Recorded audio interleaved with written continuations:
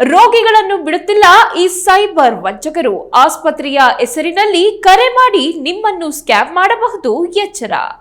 S ವೀಕ್ಷಕರೇ, ರಾಯಚೂರಿನಲ್ಲಿ ಆಸ್ಪತ್ರೆಯ ಹೆಸರಿನಲ್ಲಿ ಸೈಬರ್ ವಂಚನೆ ನಡೆದಿರುವ ಘಟನೆ ಬೆಳಕಿಗೆ ಬಂದಿದೆ. ರಿಮ್ ಆಸ್ಪತ್ರೆ ಹೆಸರಿನಲ್ಲಿ ಕದಿಮರು ರೋಗಿಗಳನ್ನೇ ಟಾರ್ಗೆಟ್ ಮಾಡಿ ಹಣ ಲಪಟಾಯಿಸುತ್ತಿದ್ದಾರೆ.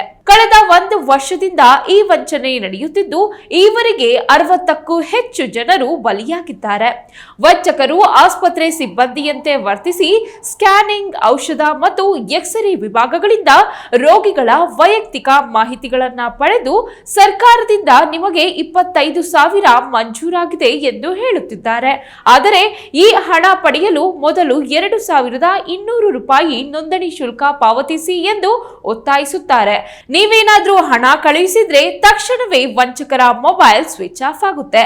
ಇದೇ ರೀತಿಯಲ್ಲಿ ಈಗಾಗಲೇ 1.20 ಲಕ್ಷಕ್ಕೂ ಹೆಚ್ಚು ಮೊತ್ತವನ್ನು ಕಿರಾತಕರು ವಂಚಿಸಿದ್ದಾರೆ.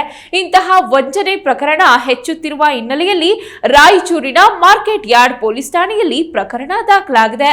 ಇನ್ನು ಜನರು ಇಂತಹ ವಂಚನೆ ಕರೆಗಳಿಗೆ ಮರುಳಾಗಬೇಡಿ, ವಂಚಕರಿಂದ ಜಾಗರೂಕರಾಗಿರಿ. ಇಂತಹ ಸನ್ನಿವೇಶಗಳಲ್ಲಿ ತಕ್ಷಣವೇ ಪೊಲೀಸರನ್ನ ಸಂಪರ್ಕಿಸಿ ಎಂದು ಪೊಲೀಸರು ಎಚ್ಚರಿಕೆ ನೀಡಿದ್ದಾರೆ. ವೀಕ್ಷಕರೇ, ಇದಾಗಿತ್ತು ಇವತ್ತಿನ ಪ್ರಮುಖ ಸುದ್ದಿ. ಇಂತಹ ಮತ್ತಷ್ಟು ಸುದ್ದಿಗಳಿಗಾಗಿ ನೋಡ್ತಾ ಇರಿ ಸ್ತ್ರೀ ನ್ಯೂಸ್. ಇದು ಹೊಸ ಅಧ್ಯಾಯ.